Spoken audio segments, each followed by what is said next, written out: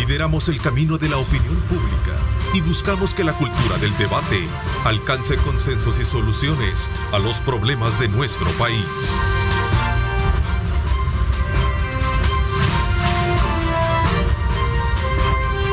Diálogo con Ernesto López. Son las 6 de la mañana con 30 minutos, 6 de la mañana 30 minutos. Bienvenidos a todos y cada uno de ustedes. Gracias por sintonizarnos a esta hora de la mañana. Como siempre nos sentimos contentos y agradecidos con Dios por darnos este privilegio de poder continuar con nuestra programación y llevarles a ustedes los análisis pertinentes relacionados con las noticias y por supuesto los temas importantes del país. Esta mañana, en consecuencia al tema que el día de ayer teníamos con el ministro de Salud, queremos también examinar otro lado y otro ángulo de las prestaciones de servicio que se dan a través de FOSalud, y esta mañana quiero darle la más cordial bienvenida al doctor Carlos Emilio Núñez. Él es director ejecutivo de FOSalud y director ad honorem del Sistema de Emergencias Médicas. Muchísimas gracias, doctor, qué gusto tenerlo esta mañana con nosotros. Muchas gracias a usted, licenciado, y de verdad muy contento de estar en este programa para poder expresar a toda la población de El Salvador qué es FOSalud y en qué estamos trabajando hacia la población.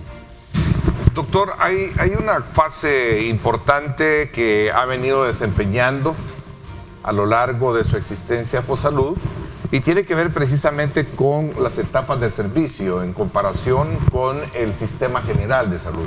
La característica que distinguen o desde un principio era el hecho de facilitar un horario especial de atención primaria frente a lo que sería también las necesidades más básicas. Exacto. FOSalud nació hace 17 años y lo cual ha ido evolucionando. Ha ido, en la idea principal siempre fue la atención del primer nivel y realmente FOSalud no se quedó solo en eso. En estos 17 años y más que todo en la gestión de nuestro presidente y del ministro que también ha estado mucho involucrado en FOSalud y ahora ya conmigo en este año 8 meses, hemos tratado de innovar lo que era FOSalud. FOSalud siempre fue un fondo, como un resguardo hacia la atención, hacia la población, y bajo ese sentido FOSalud cambió y lleva alrededor, como digo, de la gestión del presidente hacia innovar, hacia prestar más atención, hacia expandirse a nivel de todo el país y no solo hacerlo en atención primaria, que es lo que básicamente como inició, sino que nos hemos expandido en territorio, en cuestiones, en todos los programas que FOSalud se los voy a ir diciendo poco a poco en qué se basa. Doctor, estamos hablando de un crecimiento institucional, esa es la visión con la cual se llega. Nosotros en ese crecimiento, solo un ejemplo, en un año, 8 meses que tengo de estar en FOSalud, hemos incrementado atención en 19 unidades de salud en todo el país. En ejemplo, en Ciudad Delgado, en California, Zulután, Rosario de la Paz, Metalillo, Chachinamas, Las Pilas, Lolotic, etc. Hemos llegado con la idea de atender la población donde más lo necesita en horarios de fines de semana y los días feriados. Entonces esa fue la expansión. Además, cuando digo innovar es en lo tecnológico, porque ahora las atenciones se reciben en tablet. Ya no estamos con la idea con el ministro de hacer todo menos 0 papel. Todo cuando las personas llegaban y miraban los archivos bastante grandes, que eso ocupa bastante papel, eso se está disminuyendo totalmente desde el año pasado hacia el futuro.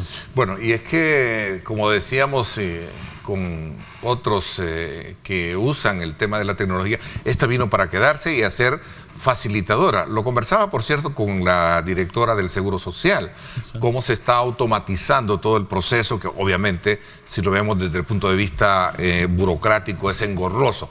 Pero ahora la tecnología facilita todo esto, ¿no? Es lo mejor, porque ahora si usted recibe una consulta en Morazán y por cosas del destino termina el día en Ahuachapán y quiere volver a pasar, ya se sabe que usted pasó la consulta en Morazán, luego en Ahuachapán, que se le dio los medicamentos. Ahí vemos un montón de características de saber que ya se le dio medicamento en el día, qué padecimiento presentó en la mañana o por si llega por otro padecimiento en la tarde-noche. Entonces todo queda guardado, ya no hay necesidad de de seguir haciendo más papel, es innovar más que todo. Y esa fue la visión que se tuvo y gracias a Dios no hemos tenido fallas en este sentido.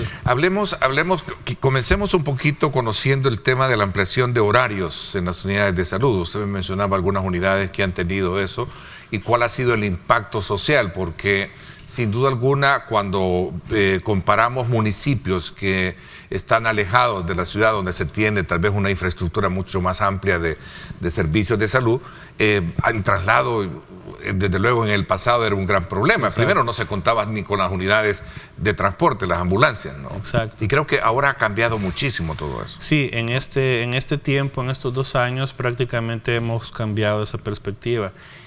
Con la idea de llegar a 19 municipios más, la gente hemos ayudado a más de 60,000 personas que antes no tenían ese acceso, ¿verdad? Entonces, lo básico es siempre prestar esa atención, pero lo que pasa es que la gente antes tenía esas dificultades, no tenía el acceso fácil, tenía que llegar a varios municipios o cantones, porque básicamente cuando nosotros llegamos a inaugurar una unidad, el promedio anda entre 20 municipios, 30 cantones y no sé cuántos municipios.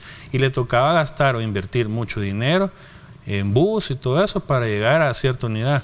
Entonces, cuando ya nosotros acercamos la atención a un lugar más cercano, más céntrico, que previamente un año anterior lo hemos estudiado para saber a ciencia cierta dónde podemos beneficiar, la gente siempre que llegamos es lo primero que nos dice: muchas gracias por hacer esto. Y no solo es el hecho de llegar a inaugurar una unidad, sino que cambiamos toda la infraestructura, porque nosotros encontramos desde que el presidente un sistema de salud un poco dañado, un poco olvidado, y se ha ido creciendo, se ha ido haciendo a pasos agigantados, y cada unidad que nosotros remodelamos lleva un gasto de casi $30,000. Fíjese que justo ese era el punto que iba a plantearle o a preguntarle. ¿Cuál es el antes y después de esta figura de Fosalud que surge precisamente con esa finalidad de poder hacer lo inmediato ante cualquier emergencia antes de llegar a la... Nosotros nos hemos planteado dos cosas. Uno es crecer y llegar con mejor calidad hacia la población. Eso implica infraestructura, tecnología y ampliación de servicios a nivel nacional, y eso es algo que yo lo prometí a nuestro ministro, al presidente, en el sentido de que no íbamos a quedarnos con lo que teníamos. Con lo que encontraron. Con ¿no? lo que encontramos, sí. Sino que en nuestros planes ahorita, por ejemplo, está remodelar las 183 unidades, pero ya tenemos remodeladas 50.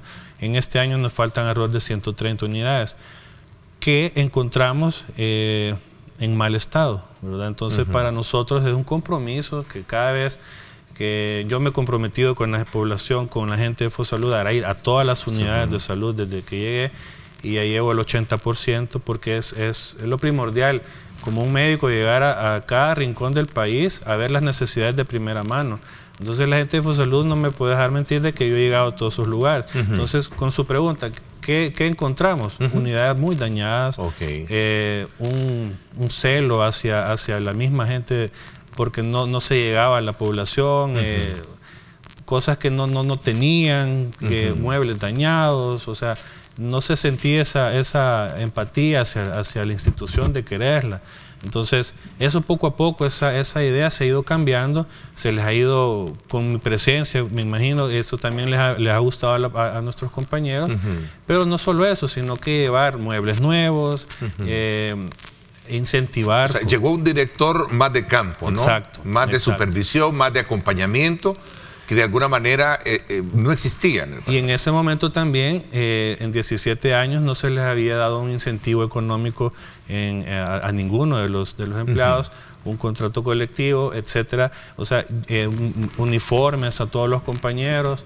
Entonces, y no solo ha sido a nivel del sistema de primera atención, de lo que se hace en las unidades de salud, sino que en todos los programas, en las oficinas sanitarias internacionales, en los CPTA, en las unidades móviles, en todos lados se ha tratado de llegar, en los centros de espera materna que tenemos también, porque son bastantes programas los que tiene Fosalud, y hemos tratado de estar acompañándolos con ellos para quitarles esa idea de cómo se sentían antes, y ha sido. Y si usted me pregunta ahora, ¿cómo siente? Yo siento un gran respaldo de parte de los más de 3.500 trabajadores compañeros que tengo en Fosalud. Y cada vez que yo llego se nota la alegría, y es en ese sentido que es lo que digo. Desde un inicio dije, vamos a ir a esto, a ampliar, a mejorar a lo que estaba. Y falta, porque no es fácil. Y 17 años, ¿verdad? Sí. 17 años de fundación, de haber fundado el Fosalud. ¿Está integrado al sistema o hay una variable que lo haga ser distinto? No, eso es una de las cosas más importantes que hay que destacar.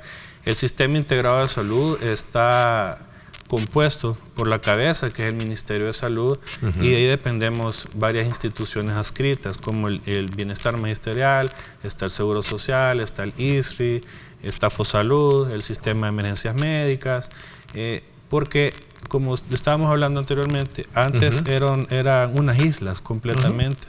Entonces, una atomización había. Exacto. No había esa... O sea, cada quien hacía su papel por el lado que le correspondía. Exacto. Y ahora con esta visión que se tiene con el ministro y con el presidente, de que todo se ha unido. Por eso todo está integrado tecnológicamente, para que se sepa que en el seguro, que en Fosalud, que usted fue a la unidad de salud a las 8 de la mañana de trabajar al Ministerio de Salud, en la noche Fosalud. Entonces, eso se trató de hacer una integración. ¿Y qué más hemos hecho? Cada vez que nosotros, el Ministerio de Salud tiene alguna necesidad, por un ejemplo, nosotros apoyamos en carritos, en torres laparoscópicas, en algunos materiales, igual nosotros con ellos. Y eso es algo que une, es algo que sirve al final, en síntesis, para la población. Porque la población es la que lo disfruta, lo goza, en decir, qué bonita es tu unidad de salud, miren cómo está este hospital de pintado, las torres laparoscópicas para operar a pacientes. Entonces, es esa comunión que existe, y lo tecnológico, que es bien vital. A ver, a través del tiempo voy a tratar la manera de hacer una remembranza de cómo en su momento surge Fosalud y bajo qué idea. Una de ellas era volver un poquito más elementalmente de servicio aquellas clínicas, se les llamaba clínicas, que creo que eran como clínicas comunales o clínicas de pueblo. Exacto. Y convertirlas en su infraestructura, en su atención, y sobre todo en el tema de ampliación de horarios. Yo creo que ese fue el punto medular de aquel entonces, ¿verdad? De hecho, creo que hoy, con esta ampliación de horarios en estas unidades 19, me decía, de este año, sí. De este año, ¿no? Ya ese es un valor agregado más de lo que muchos tienen que hacer en estas clínicas, ¿no? Sí, eso es bien importante. Fosalud tiene horarios expandidos después del horario mensal normal. El Ministerio de Salud trabaja de 7 a 3. Nosotros tenemos 3 horarios. A veces tenemos horarios ventana, que es de 3 a 6, para que la población no se quede sin atención. Y estamos hablando de las unidades más fuertes. Y tenemos 83 unidades de las 183 que trabajan en horario de noche, y los fines de semana. Son 183. Sí, en total en horario Fosalud. De las 700 unidades que tiene el Sistema Integrado de Salud con el Ministerio de Salud. Tenemos más de 100 que trabajan solo los fines de semana, que es donde la población a veces no tiene oportunidad de ir en la semana, aprovecha para ir los fines de semana en todos los 14 departamentos. Ok, y estamos hablando de atención primaria en temas de consultas, ¿y qué otros servicios? Consultas médicas, consultas pediátricas, atenciones ginecológicas, vacunación normal, vacunación COVID, emergencias, entrega de medicamentos. Son sin fin todo lo que trabaja la atención primaria en salud. Doctor, el tema del financiamiento, la cooperación, sigue siendo financiado por algunos, digamos, productos o ventas que se hacen con el tema del tabaco. De tabaco. Sí, nosotros, eso se inició desde su inicio, fue parte del exacto. origen con el cual se dijo, yo recuerdo, no sé si fue la administración del presidente Saca, creo. Creería yo que sí. Que se dio y te dijo se va a financiar a base de no sé si tabaco y alcohol, creo. Y las armas. Y las armas, ¿no? Entonces, nosotros no es que el 100% del presupuesto de Fosalud dependa totalmente de estos productos, pero sí es una parte y la otra parte es del gobierno. Y Fosalud, como le digo, fue creciendo de tener un porcentaje cada año a crecer, porque obviamente si nosotros nos quisimos expandir, obviamente el presupuesto creció, pero sí, nosotros dependemos un buen porcentaje de los impuestos de las armas, licor y el tabaco. Cabe destacar también que uno de nuestros programas es para eso, es para los centros de prevención de tratamiento de adicciones, que en el país tenemos 6 lugares, que esos nosotros atendemos a personas que tienen adicciones al tabaco, al alcohol y a ciertos estupefacientes. En realidad, al final son 7 porque tenemos uno en unión con el Centro Nacional de Antidrogas y también con una organización católica de Sagrado Corazón, que estas personas que necesitan terapia, ya son cosas más avanzadas, problemas más avanzados, se quedan ingresados en este lugar. Tenemos alrededor para 40 personas que necesitan estarse de 3 meses con terapia en el lugar y se les enseña un oficio, sea carpintería, panadería, etcétera, ¿verdad? Entonces, ahí actúa también Fosalud para que la gente siempre esté pensando que no solo es atención primaria, sino que es también problemas de adicción. No solo depende entonces de este financiamiento, ¿no? No, el gobierno también hay una partida que también se combina. Hablando del tabaco, por cierto, recientemente se conoció cómo el país ha logrado reducir el consumo del tabaco, ¿no? Exacto.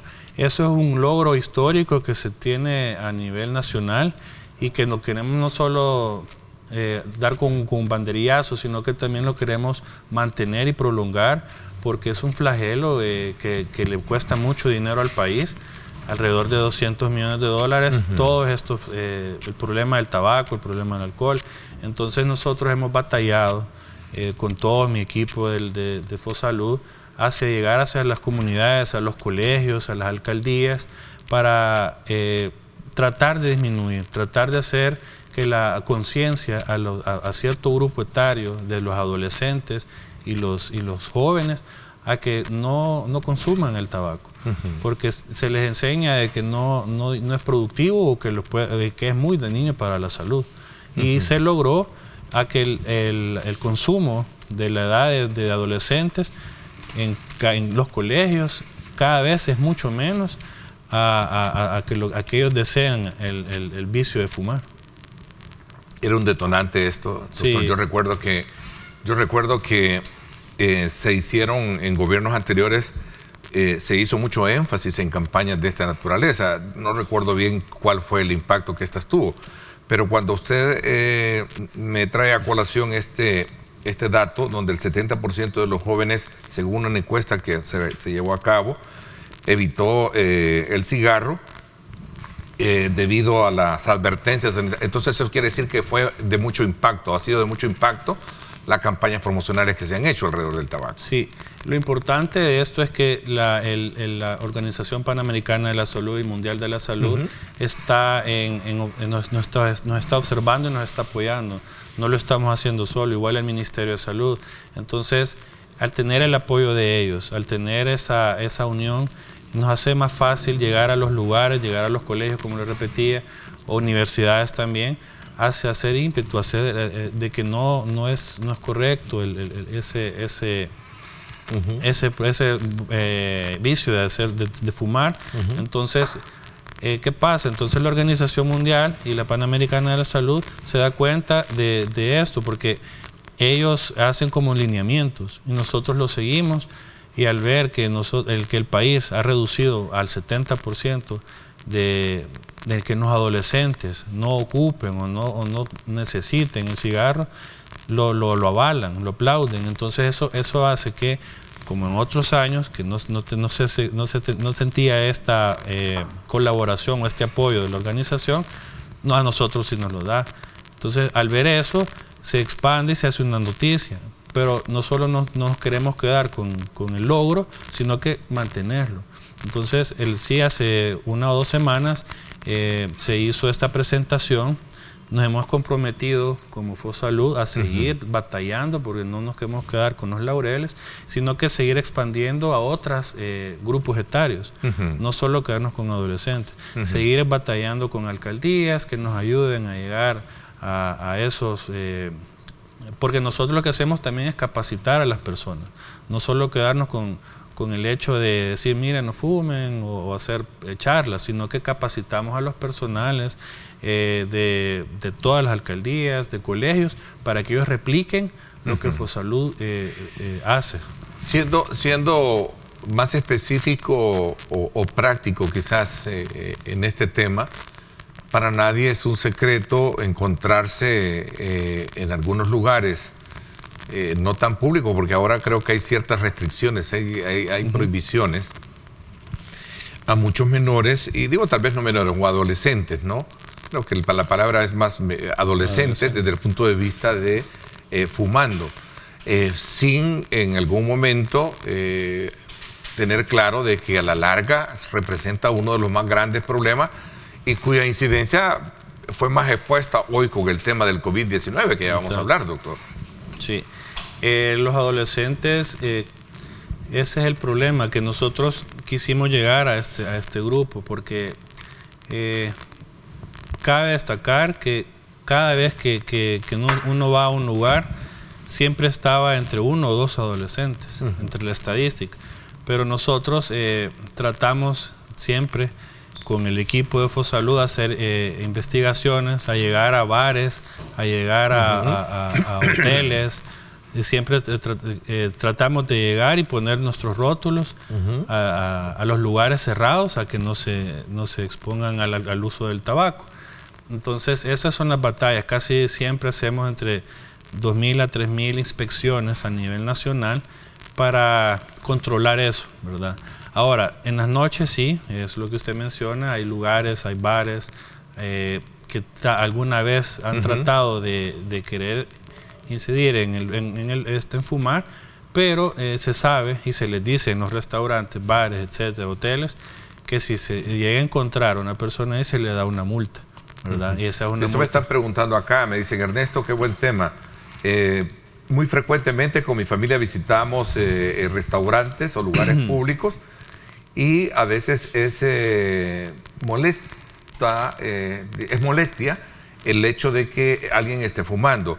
¿Hay un número para el cual se puede denunciar en ese momento a alguna persona y llegar inmediatamente, o qué tan rápido llegan?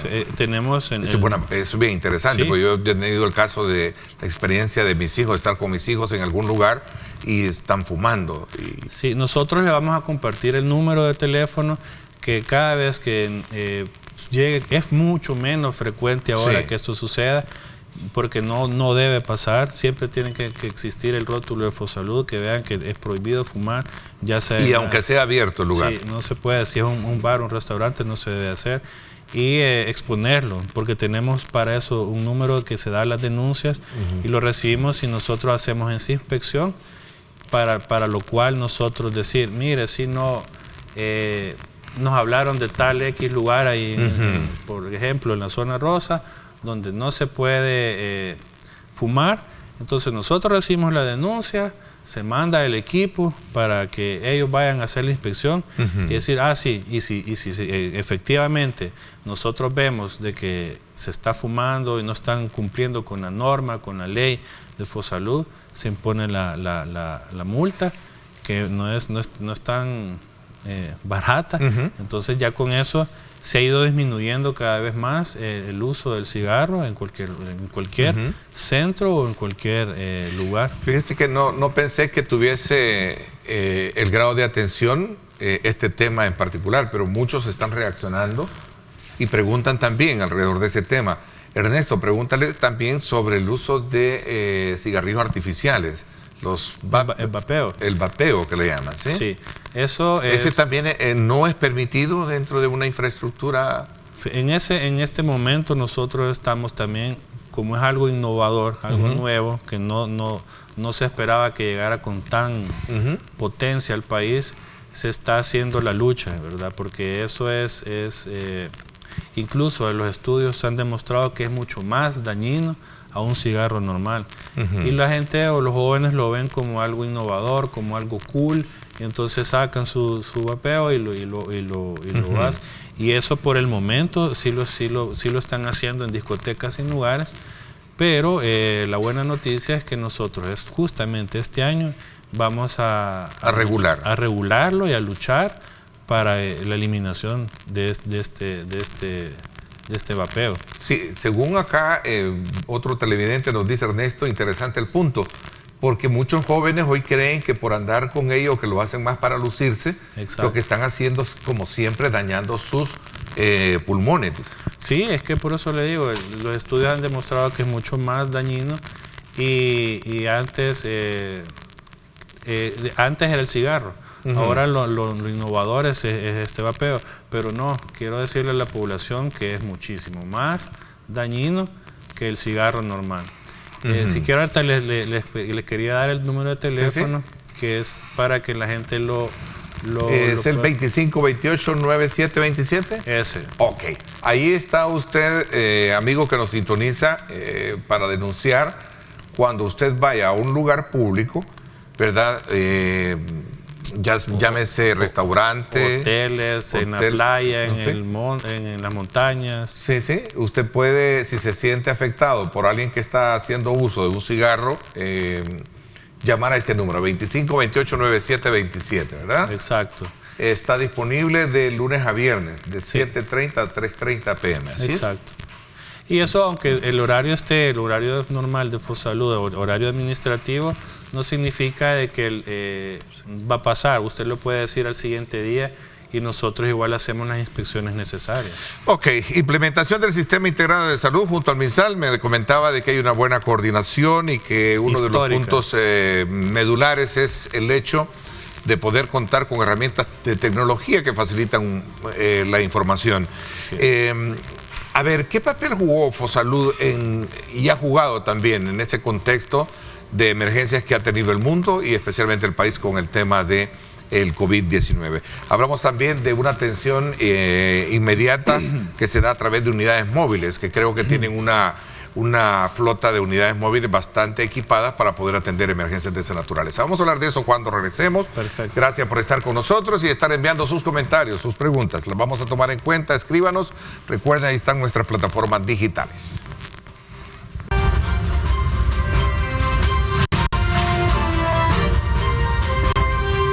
Diálogo con Ernesto López.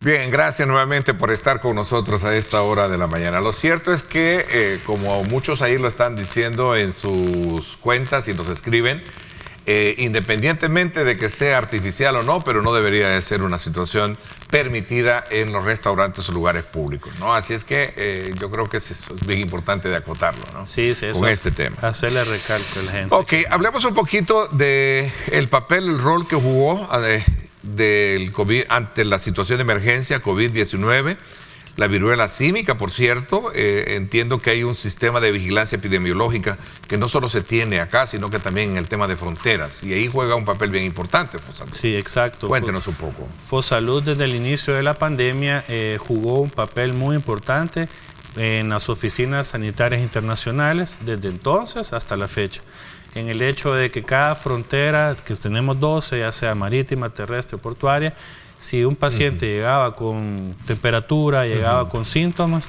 se detectaba y se reportaba al sistema epidemiológico del Ministerio de Salud para llegar a decir, mire, este paciente tiene eso, ya Hay una cuadrilla específica, hay un programa específico para este tipo de pacientes en el sistema, en el problema del COVID. Igual con la viruela símica.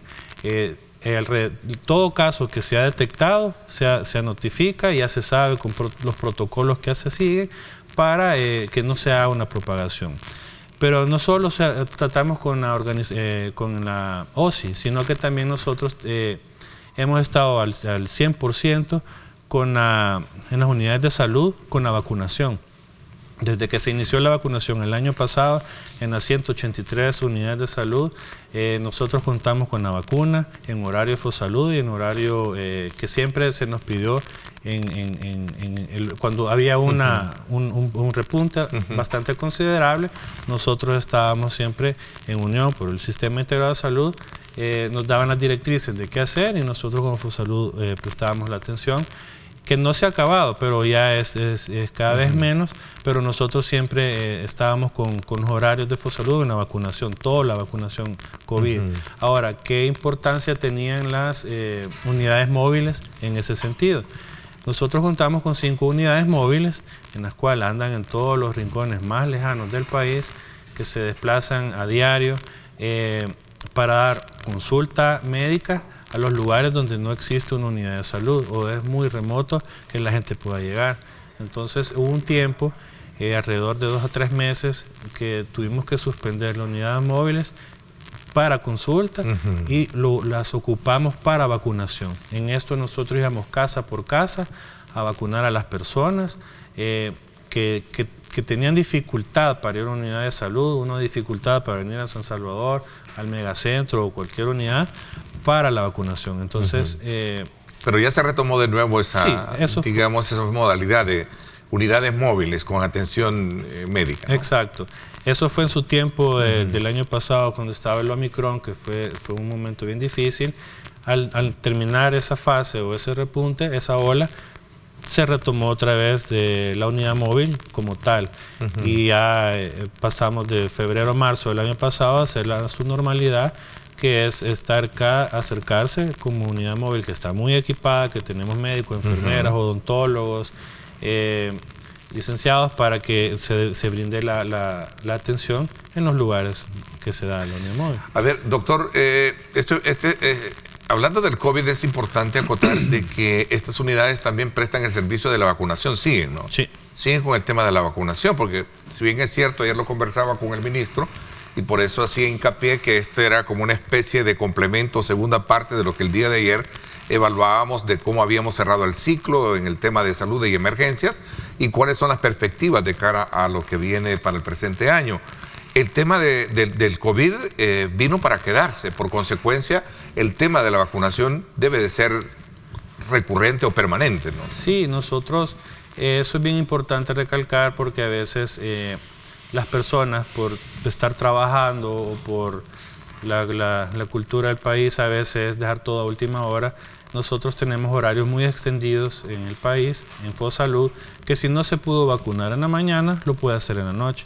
Y si no lo pudo hacer durante toda la semana, ya sea de día o de noche, lo puede hacer los fines de semana, incluso en vacación, porque es cuando también Fosalud trabaja.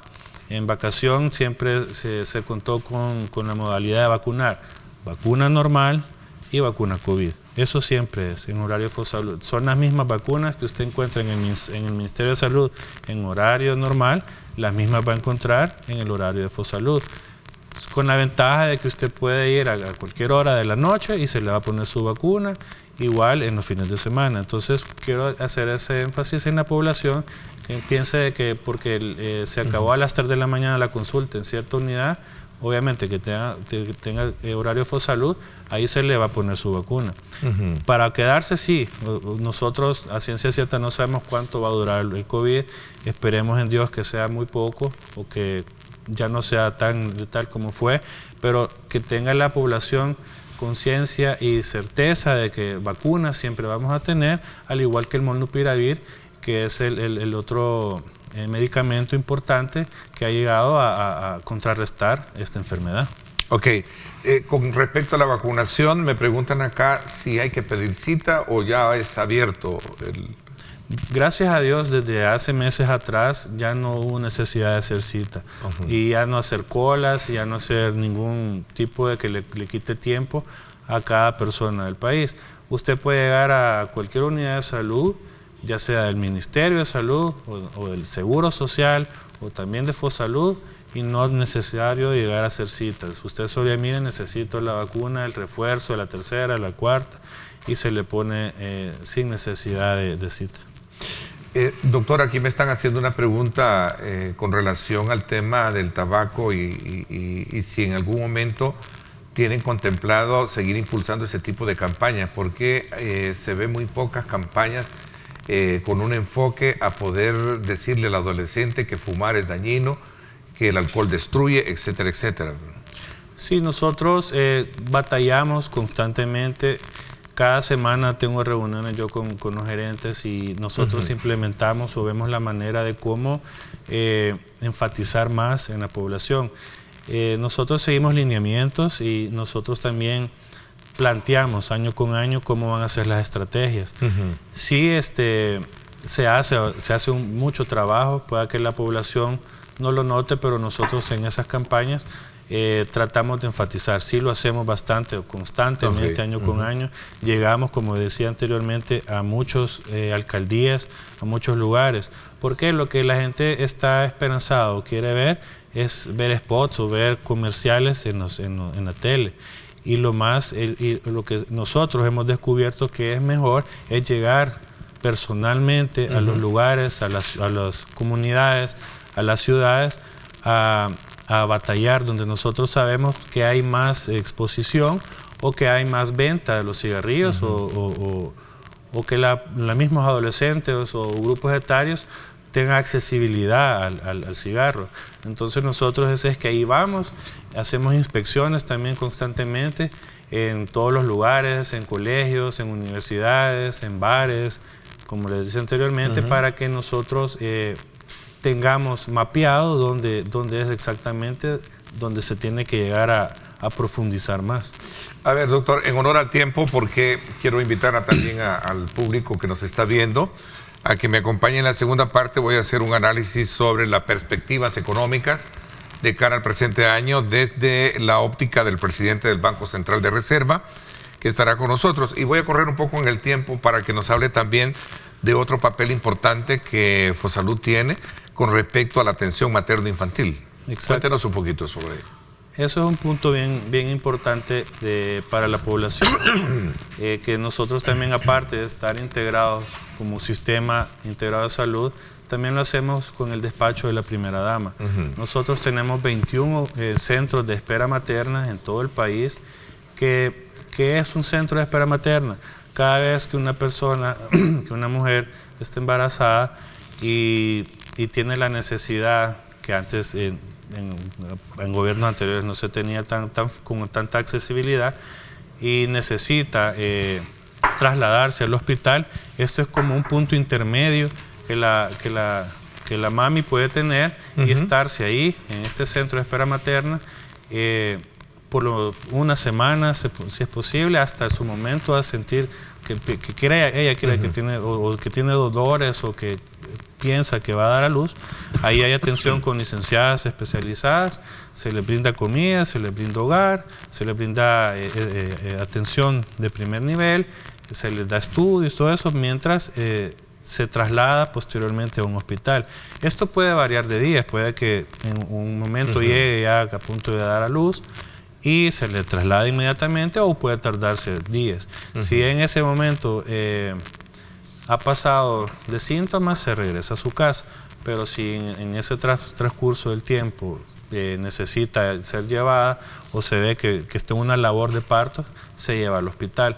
En esto nosotros tenemos bien contemplado lo que nuestra primera dama ha puesto como las leyes, el nacer con cariño y crecer juntos, y lo de la lactancia también. Se les pasa brindando educación a las madres, igual a los familiares, al esposo, a sus vecinos, para que cada vez sea más profundo todo lo que se quiere hacer como gobierno hacia este punto. Hemos tenido muy buenos resultados, la verdad. estos 21 centros de espera materna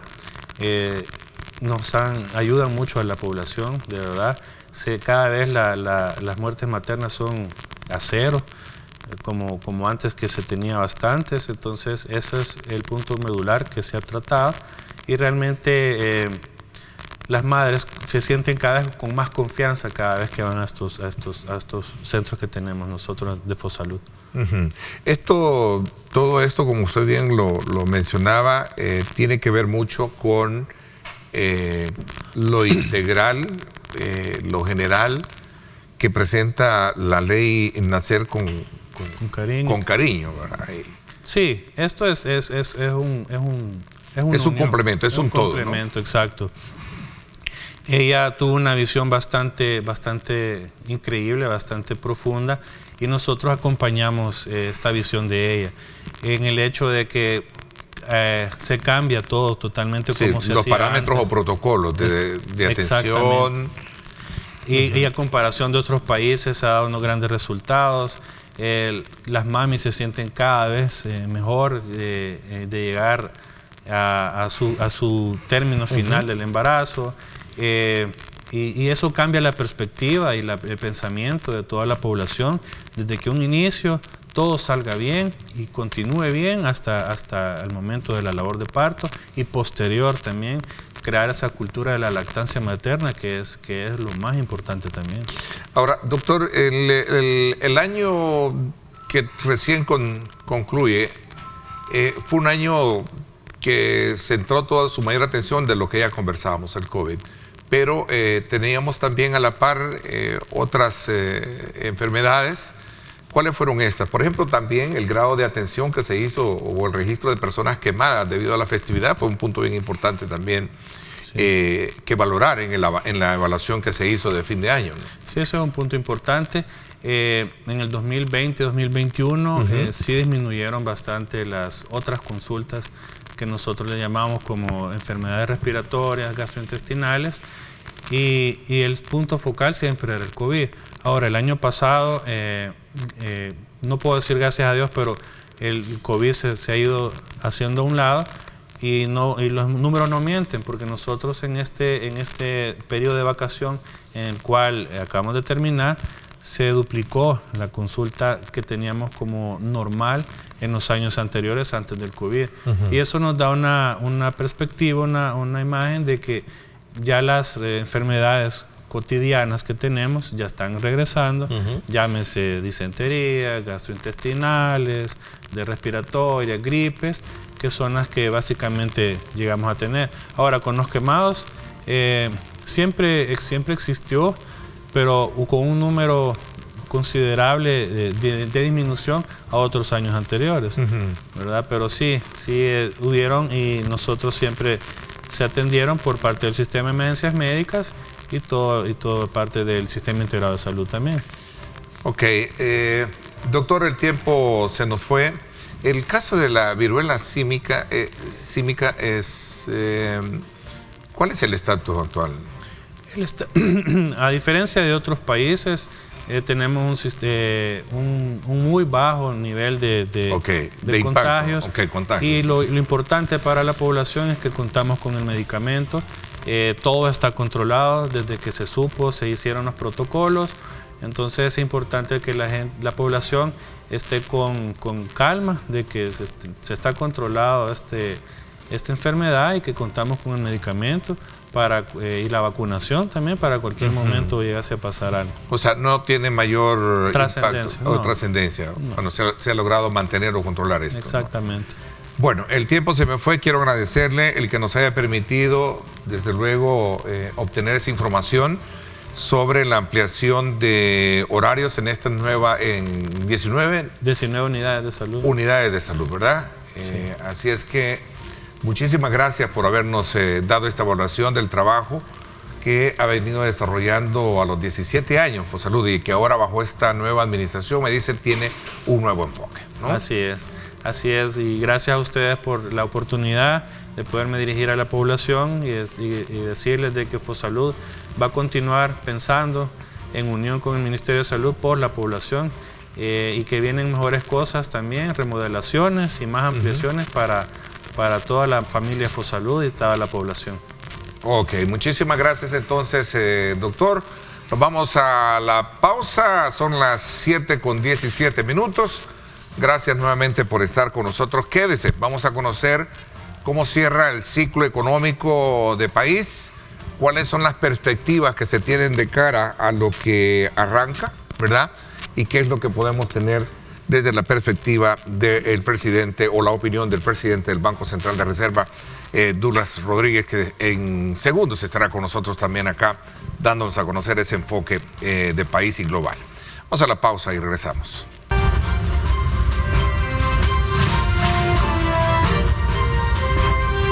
Diálogo con Ernesto López. Bien, gracias nuevamente por estar con nosotros a esta hora de la mañana. Vamos a dar un enfoque diferente a lo que estábamos hablando en la primera parte del programa. Quiero saludar al presidente del Banco Central de Reserva, Douglas Rodríguez, que nos acompaña esta mañana, con quien vamos a hacer un balance anual de cierre y de lo que en perspectiva se pone para este año. Gracias, bienvenido, presidente del BCR.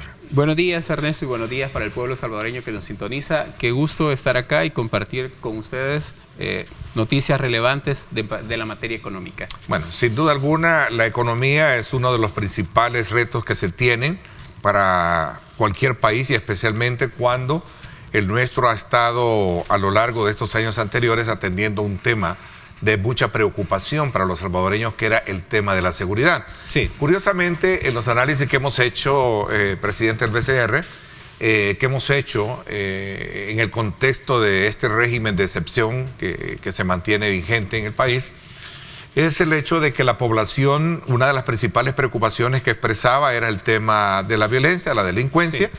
Pero este pasó a ser al segundo plano ahora, a raíz de todo el impacto positivo que ha tenido. Y ahora la preocupación es el tema económico. Voy a comenzar quizás un poco conociendo su opinión de cara a este fenómeno causal de indagación que se da a través de las encuestas. Claro, tenemos los últimos datos más recientes, son el cierre del tercer trimestre del 2022. El cuarto trimestre o el cierre del año se da hasta marzo.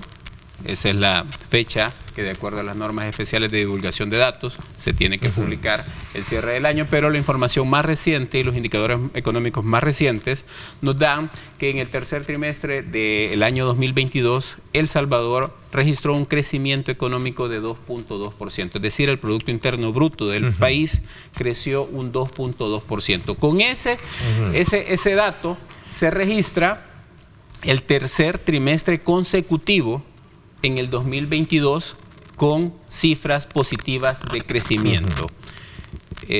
Vamos a destacar que no estamos en recesión, que para que una recesión se dé, se deben de tener 2 trimestres consecutivos con datos negativos, es decir, registrando caídas en el Producto Interno Bruto.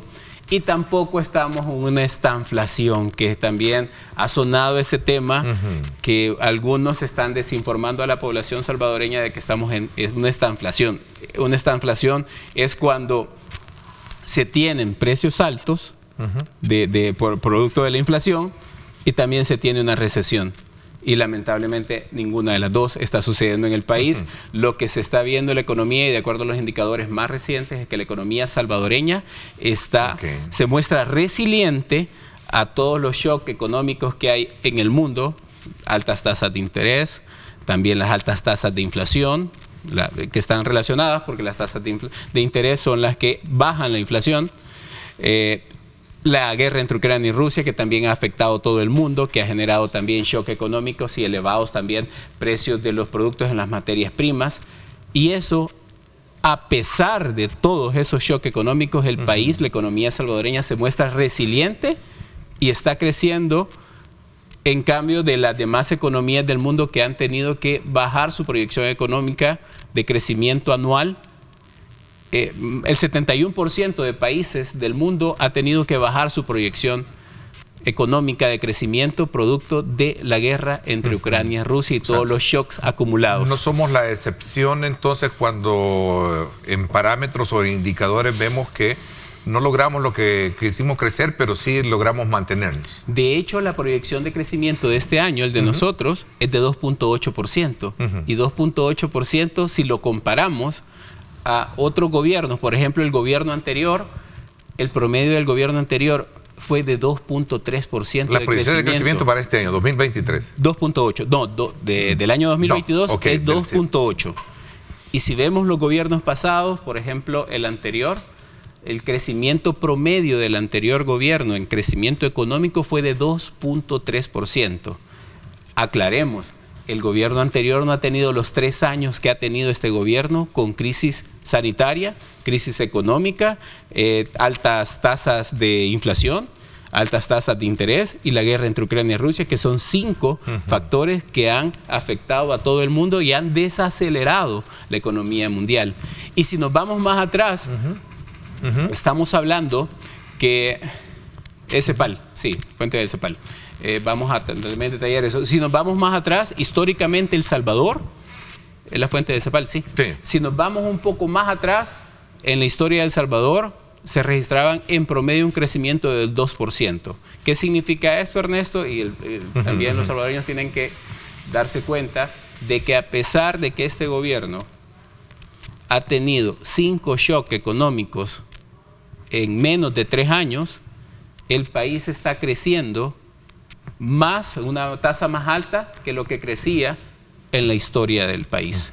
¿Y eso a qué se debe, Ernesto? Principalmente, y hay que felicitar a las medidas que ha tomado el presidente Nayib Bukele, porque es gracias a esas medidas y estrategias tomadas que el país está creciendo por factores internos, algo que no pasaba antes. Si crecíamos éramos por factores externos que nos ayudaban a dinamizar la economía. Y vamos a detallar más adelante. A ver, cómo...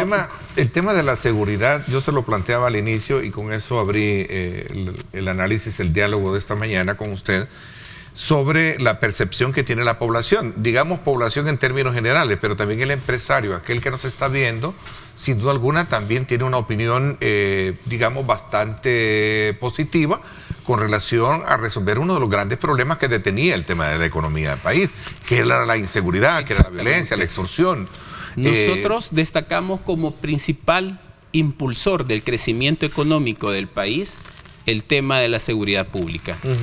La estrategia tomada por el presidente Bukele para poder solventar ese problema histórico de El Salvador de seguridad pública ha funcionado y está impulsando de una manera significativa la economía. Las empresas ya no pagan extorsión. Antes se vivía en un país donde invertir más era pagar más extorsiones. Y eso en cualquier escala de empresa, ya sea micro, pequeña, mediana o grande, tenían que pagar más extorsión si también querían invertir más. El Salvador vivía sumergido en un tema de inseguridad que no permitía un crecimiento económico favorable, que el país ha marcado la diferencia desde marzo que el presidente Bukele lanzó la guerra contra las pandillas y que ha dado resultados increíbles tanto en materia de seguridad, incluso la economía. Los hogares salvadoreños tienen la libertad para poder salir a disfrutar de todos los atractivos que ofrece nuestro país, y eso es muy importante para todas las actividades económicas. Agosto, principalmente el trimestre que estamos viendo nosotros en este momento, agosto del 2022, marcó un crecimiento en actividades de esparcimiento precisamente por eso, porque los salvadoreños vivían en un clima de seguridad favorable que les permitió salir a disfrutar sin ningún temor de ser atacados por las pandillas, y las empresas al igual pueden invertir y pueden maximizar sus inversiones porque ya no tienen ese flagelo de las pandillas. Las extorsiones ahora se han convertido en inversiones. ¿Fue positivo entonces a su criterio, bajo esa lógica que me está planteando, el poder haber ampliado, digamos, los periodos de asueto para poder incentivar y dinamizar esa economía en un momento tan importante como es la Navidad y el fin de año? El consumo porque privado, el consumo privado, servicios es se mueven. Importantísimo, y es evidentemente vital en una economía. El consumo privado, ¿qué es eso? Que las familias salgan a consumir Eso es importantísimo para la economía porque genera dinamismo en todas las actividades económicas y eso está bien, para el país le conviene porque tenemos un mayor crecimiento económico. El consumo privado, tanto como el consumo público y el consumo privado, es importante para la economía y es vital para el crecimiento económico. Otro de los factores importantes que han ayudado o han impulsado el crecimiento económico del país en este trimestre que estamos revisando es el aumento de la inversión privada y la inversión pública. Puedo mencionar algunos de esos proyectos importantes, públicos y privados. Vamos a empezar con el público. Podemos tener que CEL está también construyendo una planta de energía geotérmica en Chinameca y San Vicente con una inversión de 620 millones. La electricidad ha sido de las actividades que más ha crecido en este tercer trimestre del 2022. También el programa de la reducción de la brecha digital, que ha tenido una inversión de 600 millones de dólares, que es entregarle una computadora, una tablet a un niño, ha sido una de las inversiones muy fuertes. La ampliación de las carreteras hacia La Libertad ha tenido una inversión de 203 millones de dólares en el 2022. La calle a Punta Mango, que tiene una inversión proyectada de 55 millones de dólares. El cambio de semáforos y la implementación del sistema de fotomultas que el Viceministerio de Turismo, de Transporte está impulsando, tiene un costo de 50 millones de dólares de inversión, y así podríamos decir más. El Salvador, el gobierno del presidente Nayib Bukele está invirtiendo en este pasado 2022 1.756 millones de dólares solo en inversión pública, es decir, en desarrollar obras de infraestructura que ayuden a generar una sostenibilidad y que sean perdurables en el tiempo. Pero no solamente la inversión pública es la que está impulsando la economía salvadoreña.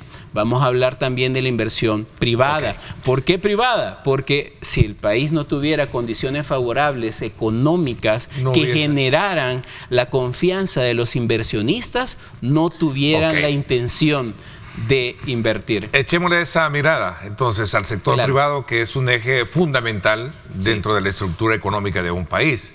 Es un actor importante en la generación de empleo, ¿verdad? En el tema de inversión, etcétera, etcétera. Vamos a hacer una pausa y vamos a irnos también a ese horizonte muy importante en este análisis que estamos haciendo esta mañana de cara a cómo desde la perspectiva de gobierno se ve la economía para el 2023. Son las 7:32. Gracias nuevamente por estar con nosotros.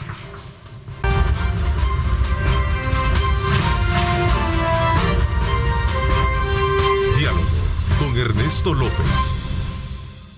Bueno, gracias nuevamente por estar con nosotros. A ver, ¿cuál es el estado actual o el pulso con el cual ustedes pueden medir como Banco Central de Reserva de que el sector privado tiene las condiciones pertinentes para poder dar también sustentabilidad o sostenibilidad al planteamiento que ustedes hacen? Claro, la inversión pública y privada es parte importante también de la economía, pero la inversión pública es la que genera más empleos.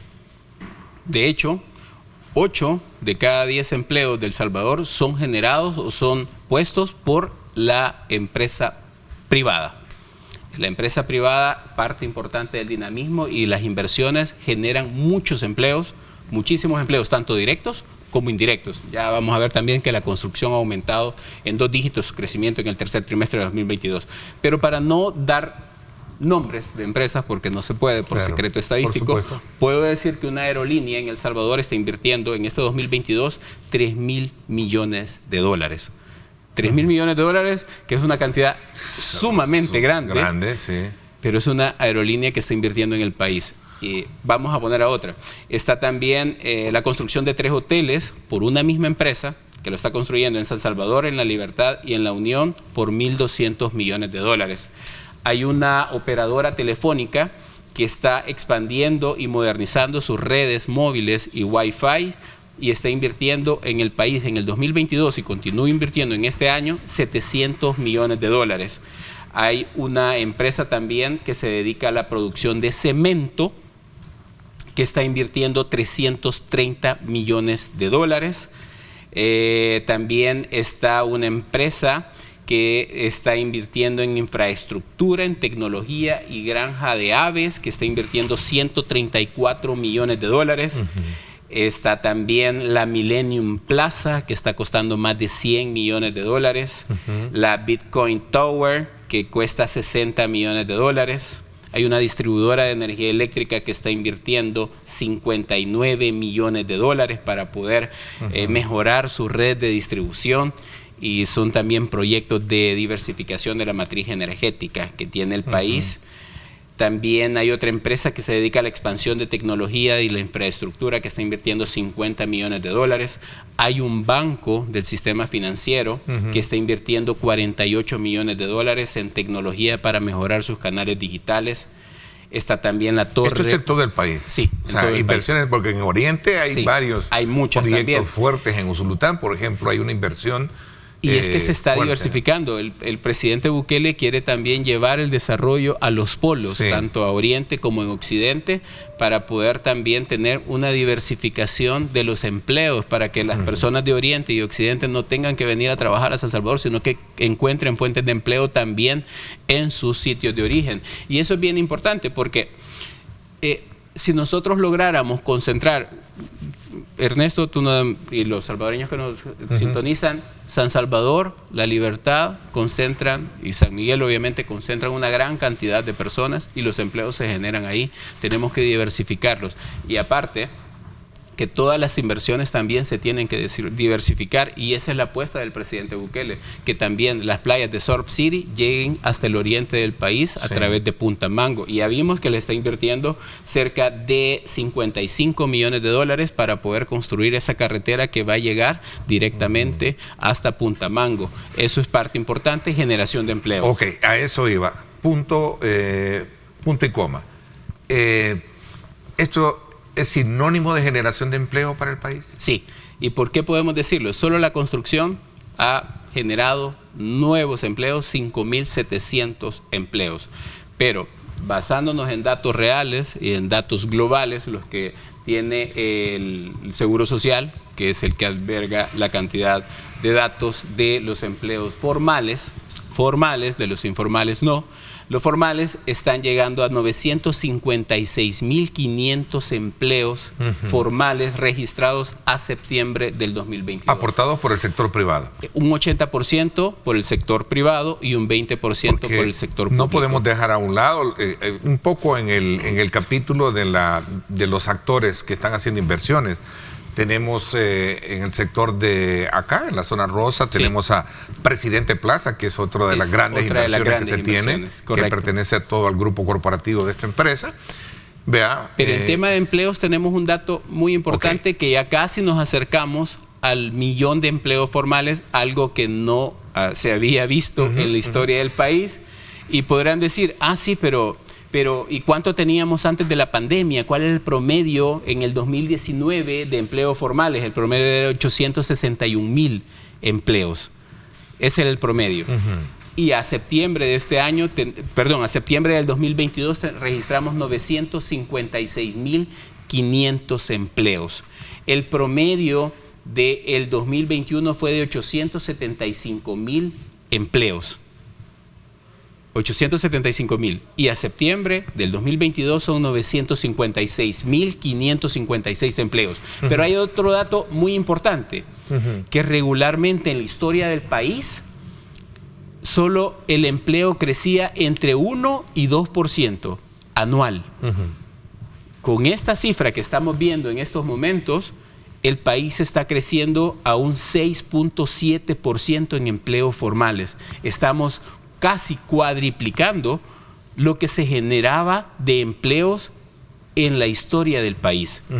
Las inversiones públicas y las inversiones privadas están dando efectos positivos. ¿Se puede constatar estas cifras desde el punto de vista que pueda legitimar o delegitimar el planteamiento que hacen grupos de oposición a que todo esto son números inflados, como en algún momento le dicen? No, lamentablemente para ellos, pues El Salvador tiene una economía resiliente. El Salvador, el presidente Bukele ha tomado las mejores decisiones y le están resultando. han tenido un efecto positivo tanto en la población, en el desarrollo y en la sostenibilidad de la vida de los salvadoreños, pero también en la economía. Tener más empleos, y los pueden constatar en el Seguro Social, que publica las fuentes de empleo formales, lo pueden constatar que El Salvador está creciendo a sumas o a tasas de crecimiento jamás vistas antes en El Salvador. Si crecíamos solamente del 1 al 2% y ahora estamos creciendo a un 6.7% de crecimiento de empleos, significa que el gran esfuerzo del presidente Bukele está dando los resultados positivos. Ese enfoque ese número, bajo ese enfoque que usted nos plantea, ¿quién aporta más? ¿La industria de la construcción? Principalmente los que más han destacado. Porque hablábamos del tema de turismo, por ejemplo, extra cámara. Ahora, comercio, transporte, hoteles y restaurantes registra una tasa de crecimiento de empleo de 6.8%. ¿Cuántos empleos nuevos ha dado? 14.459 empleos nuevos, producto del crecimiento de esta actividad. Otro que ha crecido bastante es los servicios profesionales y de apoyo. Ha crecido con un 8.8%, 12.400 nuevos empleos generados. Los servicios de la industria han generado 6.800 nuevos empleos y la construcción ha generado más de 6.953 empleos nuevos formales. Hablemos que los informales, recordemos que el 80% del tejido productivo del país es producto de las empresas informales. Y los empleos formales, de los cuales estamos dando los datos ahorita, son los que tiene el Seguro Social registrado. Es decir, un 80% está registrado en la empresa informal, que también aporta muchísimo a la economía salvadoreña y este crecimiento económico que está viviendo el país en el 2022 y que tiene proyectado para este 2023. A ver, yo decía, hablando de proyecciones, lo decíamos extra cámara, que a lo largo de la historia en la que este servidor ha venido desarrollando el ejercicio del periodismo, casi siempre los organismos internacionales proyectan, ¿no? Hacen sus proyecciones de carácter económica. Y veía un resumen de lo que plantea, en este caso, el Fondo Monetario Internacional, lo que plantea también CEPAL. Sí. Y parece que las proyecciones las proyecciones económicas para países como el nuestro y el mundo es que las economías estarían entrando en un proceso de desaceleración. Sí, no sé cómo entender esto y cómo enfrentar y cómo tratarlo desde la perspectiva de los números que usted me ha planteado. Voy a hacer una pausa, voy a regresar con este elemento importante para podernos ampliar en el mismo. Voy a la pausa, gracias también a usted por estarnos enviando sus preguntas, comentarios. Nos interesa conocer la opinión de ustedes, nos gusta interactuar, hágalo y por favor sea breve su pregunta. Vamos a la pausa.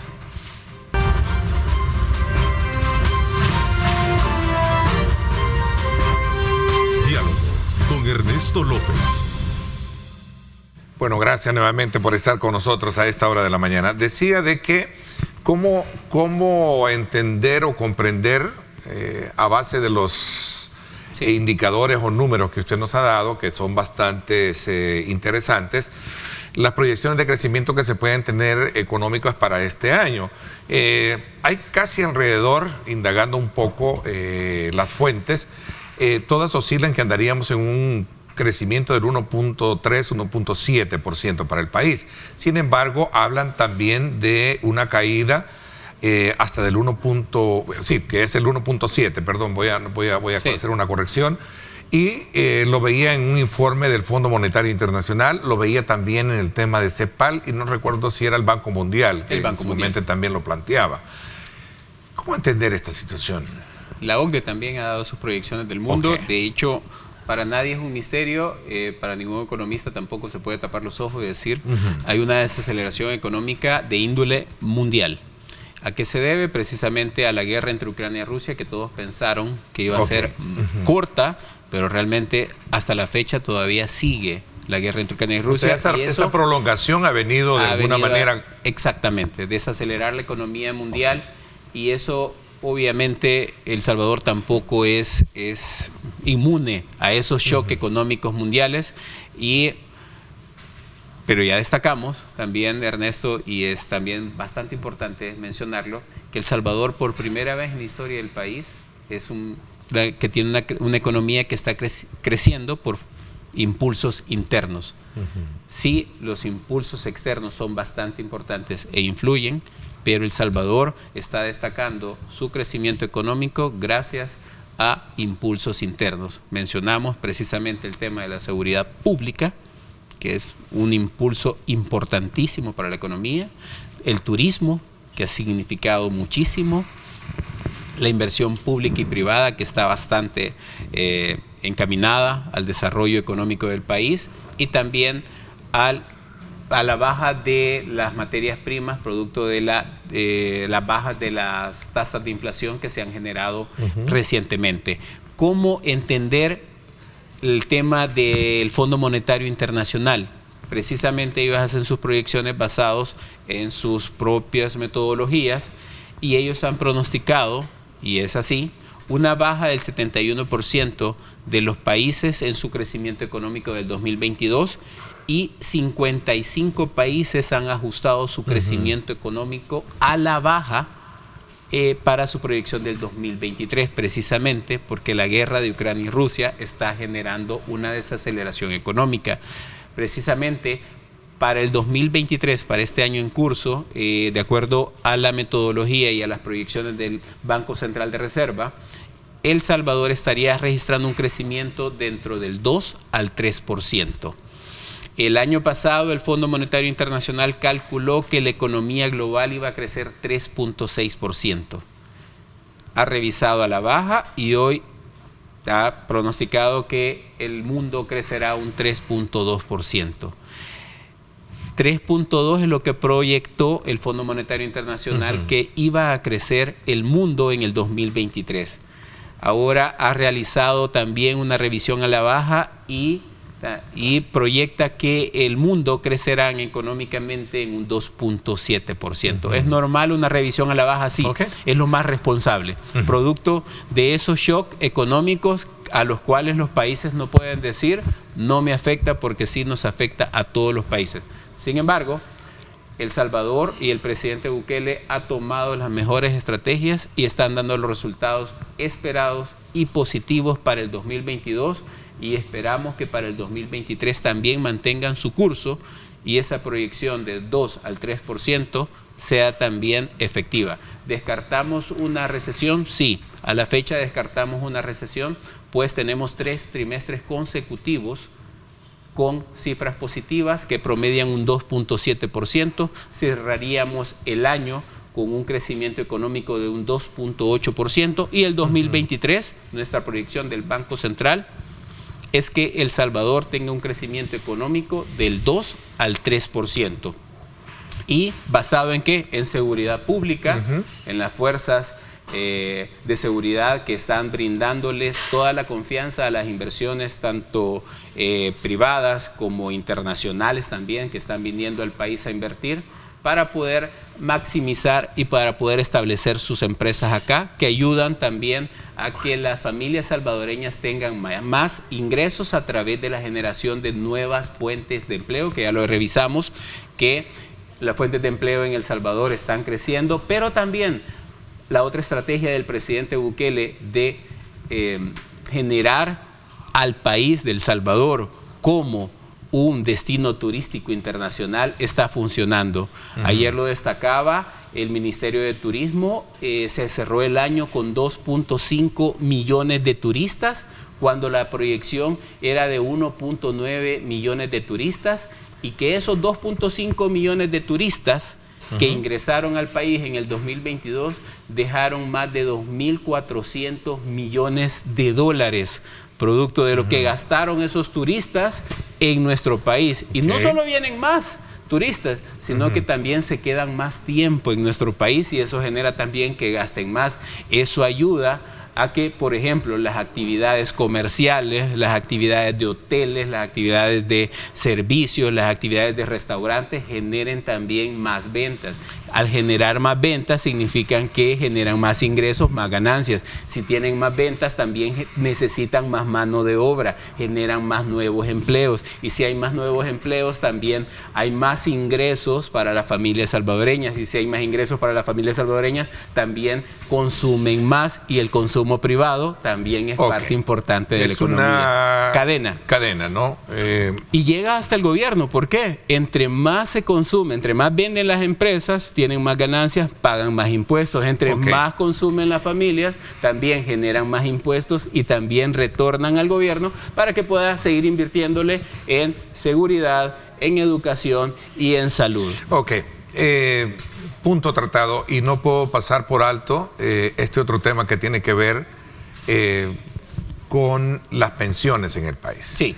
El Comité de Normas del Banco Central de Reserva jugó un papel muy importante en la estructura misma de sostenibilidad y sustentabilidad de lo que representa el incremento del 30% para este mes que entra ya en vigencia, ¿no? Sí. Mes de enero. Claro.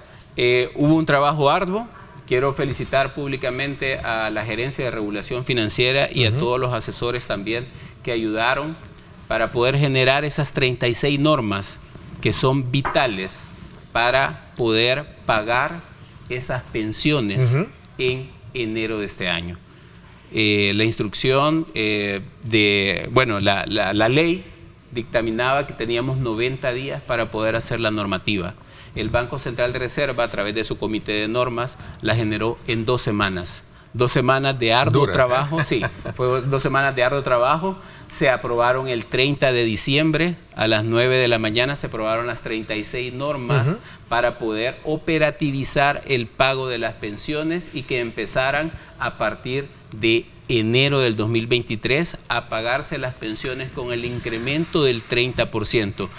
¿Cuál es la diferencia entre lo que en el pasado muchos ven que es un tema muy delicado y que requiere de más estudio a un trabajo de ustedes de 2 semanas de ese mismo estudio? La última reforma de pensiones que fue muy fuerte fue la del 2017, una reforma de pensiones impulsada que le llevó al gobierno anterior 2 años para poder establecer la normativa, que en este gobierno se hizo en 2 semanas. 2 años de normativas en el 2017 contra 2 semanas de normativas en este. ¿Y cuál es la diferencia? La diferencia. Y lo digo por el hecho de que en su momento algunos economistas críticos al gobierno sostienen que ha sido una decisión o una propuesta ligera y que ven muchas reservas en la misma. La reforma integral de pensiones que el presidente Bukele impulsó y que presentó en la Asamblea Legislativa está sustentada en 179 estudios actuariales. Que hay que mencionarlo, Ernesto, en el 179 estudios actuariales, modelos actuariales, es decir, son modelos que tienen toda la información de los pensionados en El Salvador y de los que posiblemente se van a pensionar. Son modelos que en El Salvador son muy pocos actuarios. ¿Y esa son información muy de fácil de acceso? No es de acceso, no es de acceso público porque contiene datos muy sensibles, datos específicos de la población salvadoreña pensionada y no pensionada. Esos datos no se pueden compartir, obviamente, porque pueden ser mal utilizados y además es ilegal compartirlo porque la ley no lo permite compartir porque son datos específicos, pues. Pero se hicieron 179 estudios para poder llegar a esa reforma. Eso es tardado, obviamente, realizar cada estudio es tardado porque lo realiza un profesional y que en El Salvador son muy pocos profesionales actuarios que existen, ya que ni la carrera en El Salvador se imparte, no existe la carrera de actuario que mire específicamente las pensiones, no existe. Entonces fue una tarea muy larga, pero también muy efectiva.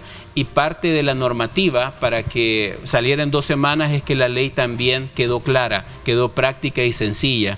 Y con eso nos garantizamos que el 100% de las pensiones que se paguen en enero ya tendrán el incremento del 30%, una pensión, como lo dijo el presidente, es una promesa de él para los salvadoreños, el darle a esa fuerza productiva que dio toda su su capacidad y dio todo su esfuerzo para dinamizar la economía y que trabajaron por 25 años, hoy puedan tener un retiro digno, una pensión justa y que pueda también ser sustentable para poder darles una calidad de vida en su vejez, que creo que es para todo lo que nosotros queremos, tanto Ernesto, yo y todos los salvadoreños queremos retirarnos con una pensión digna y que nos ayude a vivir bien nuestra vejez.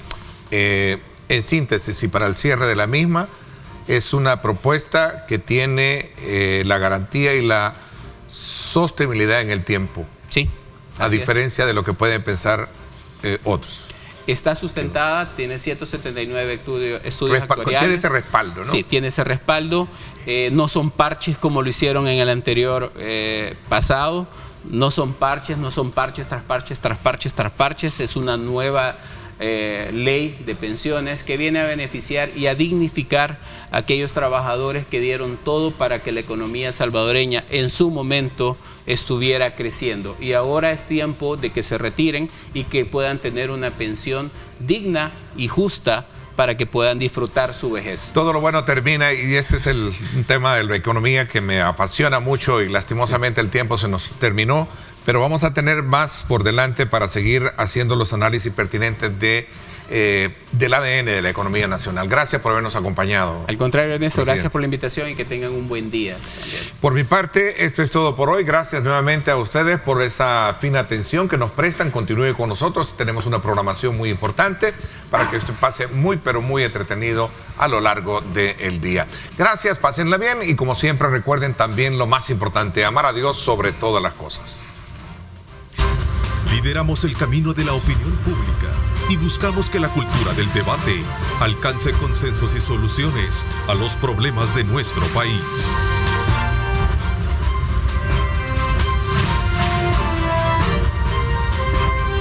Diálogo con Ernesto López.